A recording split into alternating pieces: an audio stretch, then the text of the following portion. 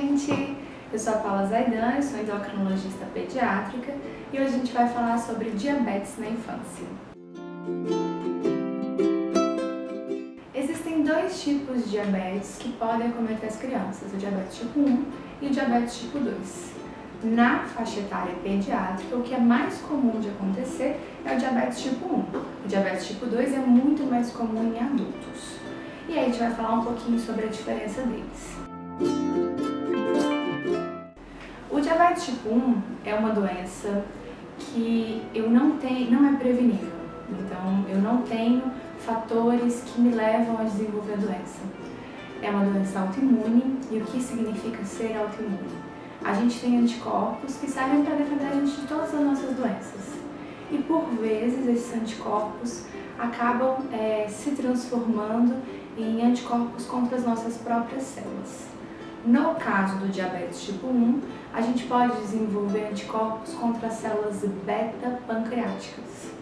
O nosso pâncreas ele tem várias funções de ajudar na digestão, mas especificamente a célula beta, ela produz a insulina do nosso corpo. E quando os soldadinhos, anticorpos, atacam essa célula, eles causam um processo inflamatório e acabam por destruir a função dessa célula. E aí esse paciente, essa criança, perde a capacidade de produzir insulina. E aí ele desenvolve um diabetes por esse processo, por não produzir insulina mais. É um diabetes que ele é mais relacionado a questões metabólicas.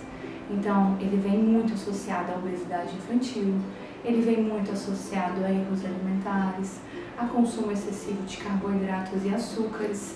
Ele também tem fator genético, então às vezes eu tenho histórias na família que fazem eu ter uma predisposição maior de desenvolver esse tipo de diabetes.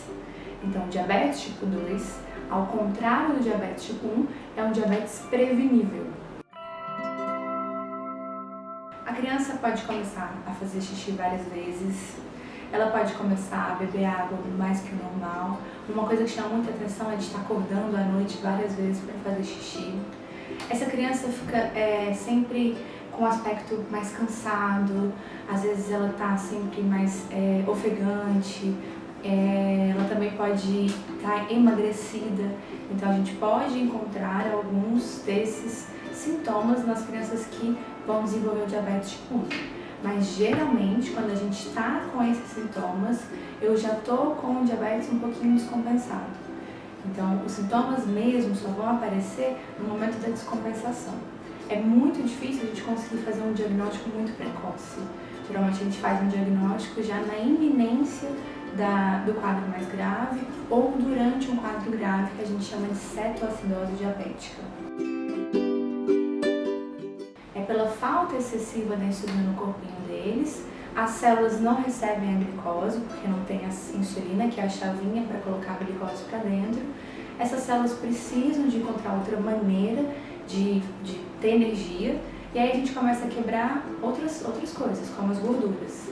E a resposta dessa quebra das gorduras elimina uma substância que causa um pouco de acidez no sangue. Então, por isso que a gente chama de cetoacidose diabética. Mas nesse momento a gente está com uma glicemia muito alta, a gente tem aqueles quadros todos de descompensação. É um momento muito difícil para a família, porque eles vão ter que fazer grandes mudanças na rotina, aprender a lidar com diabetes, aprender a lidar com as insulinas. E isso realmente é um processo lento de aprendizado que as mães e as crianças e os pais precisam contar com uma rede de apoio muito legal. Então, uma endocrinopediatra que vai dar suporte para eles, um nutricionista, cuidadores, pessoas que vão ajudar eles a treinarem com os aparelhos, com as canetas. Então, a gente vai precisar de uma rede de apoio muito legal. O diabetes tipo 1 é para sempre. A gente ainda não tem cura para o diabetes tipo 1.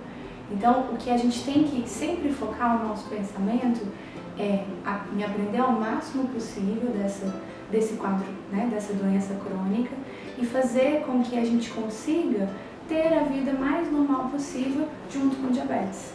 Então, eu sempre brinco, a gente vai casar, a gente vai ter filho, a gente vai formar, vai fazer faculdade, vai viajar, vai fazer viagens internacionais, tudo isso com diabetes. Mas a gente vai precisar aprender a ter rotina e a controlar as nossas glicemias. Hoje a gente sabe muito sobre uma coisa chamada contagem de carboidrato. Então a gente aprende a conhecer os alimentos, a contar quantas gramas de carboidrato tem aquilo ali, e aprende a fazer insulina para aquilo que eu vou comer. E isso daí dá muita liberdade de alimentação nesses momentos especiais, né? Numa festa, numa saída, numa comemoração, um alimento diferente que eu quero comer. Então o paciente que tem diabetes, ele não é proibido de comer açúcar. Não, ninguém vai falar isso para ele. Ele precisa ter uma rotina alimentar saudável, com alimentos legais, cheio de fibra, de verdura, de fruta, carne, arroz, feijão, igual todos os meus outros pacientes precisam. Então, a alimentação saudável do paciente que tem diabetes é exatamente como a alimentação saudável de todo mundo deve ser. As exceções das nossas vidas, aquele alimento ou outro que a gente come, que tem açúcar, o paciente que tem diabetes vai aprender a como consumir esses alimentos, contando carboidrato, fazendo insulina para aquilo ali. Quando a criança está sozinha, num lugar que ela não tem estrutura, a gente tem que encontrar redes de apoio dentro desses lugares. Então, a gente vai precisar de ajuda das mães, das professoras, né? Vai contar com uma rede de apoio. A gente tem dispositivos que facilitam as medições, não só a pontinha de dedo, às vezes um leitorzinho que a gente coloca no intestino, que facilita muito. A gente tem as bombas, tem várias coisas que facilitam o tratamento. Então, o principal é o quê? A gente está bem orientado, a gente tem uma rede de apoio legal, a gente tem um médico endocrinologista que nos dá suporte e a gente levar com tranquilidade as adversidades que vão surgir. Porque o diabetes não é uma linha reta, ele sempre vai oscilar, então a gente vai ter que saber lidar com essas montanhas de oscilação que vem. Um dia acorda mais alto, outro dia vai estar ótimo, outro dia cai um pouquinho, então a gente vai ter que aprender a entender como funcionam essas questões das glicemias. O único diabetes que a gente consegue realmente prevenir é o tipo 2. Então o tipo 2, que é o diabetes que vem da questão da obesidade, dos erros alimentares, do sedentarismo, e esse a gente consegue prevenir. Então é muito raro, é muito mais difícil eu encontrar uma criança com diabetes tipo 2. Eu tenho muitos pacientes que já estão com todos esses erros e chegam com resistência à insulina, que não é diabetes ainda, mas é um passo para eu desenvolver diabetes. E aí a gente tem que fazer mudanças de hábito, tem que fazer exercício, tem que controlar a alimentação, tem que trabalhar na melhora do índice de massa corporal, né? Eu vou crescer, eu vou perder um pouco de peso, e aí a gente consegue prevenir o desenvolvimento de diabetes, seja na infância quanto na vida adulta.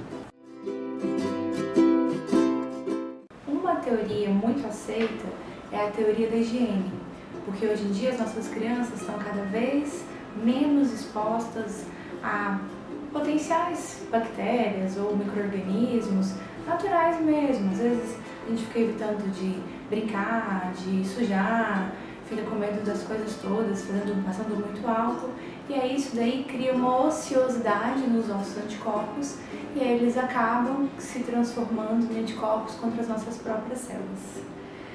Se existe alguma forma, existem várias outras teorias, na verdade, que podem justificar o desenvolvimento da autoimunidade no diabetes tipo 1, essa é só uma delas. Mas se existe alguma forma da gente prevenir o diabetes, é a teoria da sujeira, na verdade. A gente tem que deixar as nossas crianças livres para aproveitar a natureza, brincar à vontade, se sujar, curtir a infância, que se funcionar para prevenir o diabetes, vai ser lindo, mas pelo menos elas vão estar super felizes brincando por aí. Essas pequenas coisas que a gente falou para diferenciar o diabetes tipo 1 e tipo 2 sirvam de aprendizado para a gente entender que nem todo paciente que tem diabetes é igual ao outro. Então, às vezes a gente vê uma criança que tem diabetes e chega para a mãe dela e fala assim: ele teve diabetes porque ele comeu muito açúcar. E isso daí é uma coisa que deixa esses pais muito chateados, porque eles não têm culpa da criança ter desenvolvido diabetes. Ninguém tem culpa. Não foi um erro alimentar, não foi uma falta de atividade ou alguma outra coisa que fez ele desenvolver. A autoimunidade É uma questão isolada que pode acontecer com qualquer um. Então, infelizmente, eles desenvolveram autoimunidade para as células beta do pâncreas e aí desenvolveram diabetes tipo 1, mas não foi porque eles comeram errado. Isso é diferente do tipo 2. Então, o tipo 1 nunca perguntem isso. As mães ficam muito chateadas.